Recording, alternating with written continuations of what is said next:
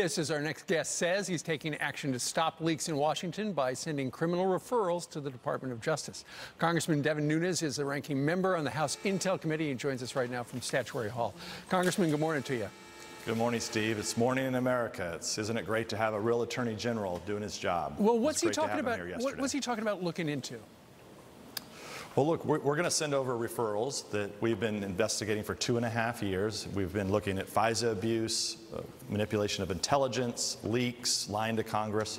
So those are going to go over to the Attorney General. We're going to notify him that we're prepared to send those over, and then we'll be ready to brief him at his convenience. So you have got a list of names of people you suspect of criminal activity in the run-up to the investigation. But then yesterday he was talking about how he's reviewing the conduct of the FBI's original look into the Russia collusion thing with the Trump campaign. So we're talking about two separate things. Well, that's very serious because, as you know, for a long time, FBI DOJ have been claiming that they didn't do anything until the end of July. That's not true.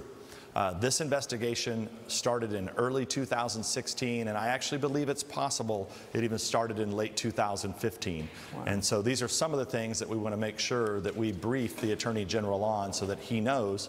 Because look, we have a lot of sources, right, that have come to us, that have brought us information.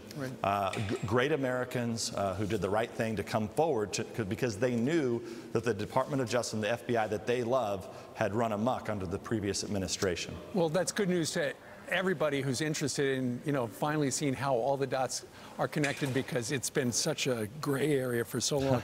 Meanwhile, it's been a long road on this, and the American people are frustrated. So we need to bring finality to this. I know you're frustrated because you have filed a $150 million lawsuit against the McClatchy newspapers because you say they defamed you with a headline and a story about a charity fundraiser, right? Yeah, so what we're doing is we sued Twitter because they were shadow banning me. They're banning conservatives a few weeks ago. We're taking it to the courts. Now we're looking at McClatchy, but we're actually going to go after several news media outlets. It is not okay. We're public figures. You're a public figure. I'm a public figure. You can say mean things to us all you want, but you cannot accuse us maliciously of committing federal crimes over and over and over again. And you know this because you guys had to cover a lot of this over the course of the last 2 years. Don't forget, McClatchy is also the biggest perpetrator of fake news. They're the ones that said that Cohen was in Prague. It was all nonsense, and they need to retract those fake news stories. Well, Congressman, they have put out a statement regarding it. They say that your lawsuit represents a baseless attack on local journalism and a free press at a time when local journalism is facing more pressing and urgent challenges. The lawsuit is an unproductive distraction and a misuse of the judicial system. What do you say to McClatchy? I am absolutely sure that they do not want this to get to discovery so that we find out who their sources are.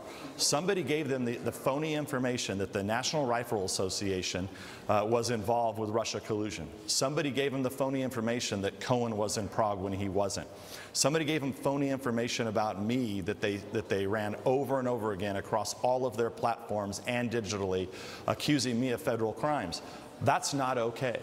So they can talk all they want, but we'll see them in court. All right, you will indeed. All right, Congressman Nunes, thank you very much for joining us today from Statuary Hall. Thanks for having me. Thank you, sir.